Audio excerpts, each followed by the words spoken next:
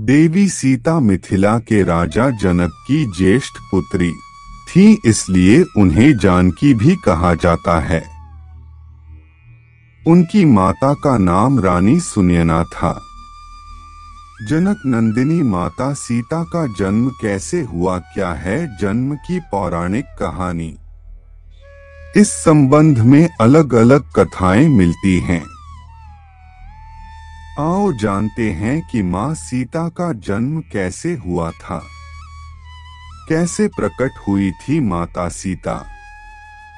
पौराणिक कथा। एक वाल्मीकि रामायण के अनुसार एक बार मिथिला में पड़े भयंकर सूखे से राजा जनक बेहद परेशान हो गए थे।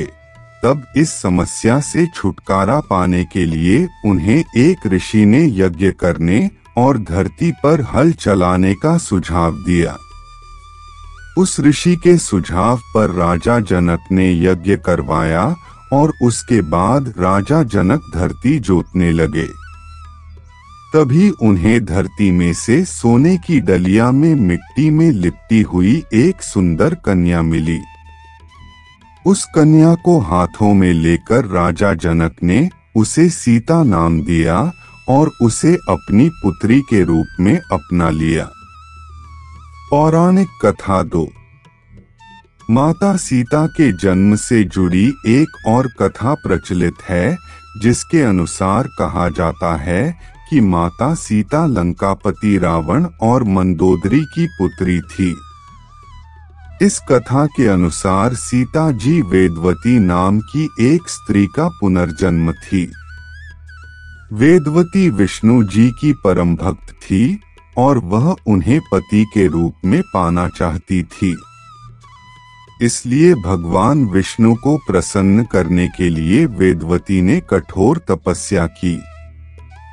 कहा जाता है कि एक दिन रावण वहां से निकल रहा था जहां वेदवती तपस्या कर रही थी, और वेदवती की सुंदरता को देखकर रावण उस पर मोहित हो गया। रावण ने वेदवती को अपने साथ चलने के लिए कहा, लेकिन वेदवती ने साथ जाने से इनकार कर दिया।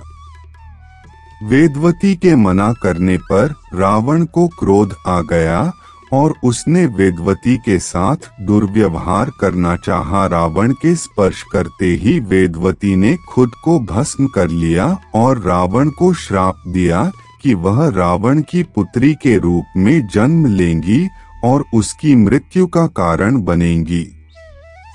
कुछ समय बाद मंदोदरी ने एक कन्या को जन्म दिया, लेकिन वेदवती के श्राप से भयभीत रावण ने जन्म लेते ही उस कन्या को सागर में फेंक दिया। जिसके बाद सागर की देवी वरुणी ने उस कन्या को धरती की देवी पृथ्वी को सौंप दिया और पृथ्वी ने उस कन्या को राजा जनक और माता सुनैना को सौंप दिया।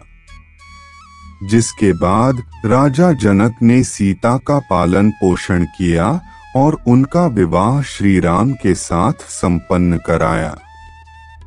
फिर वनवास के दौरान रावण ने सीता का अपहरण किया, जिसके कारण श्री राम ने रावण का वध किया और इस तरह से सीता रावण के वध का कारण बनी।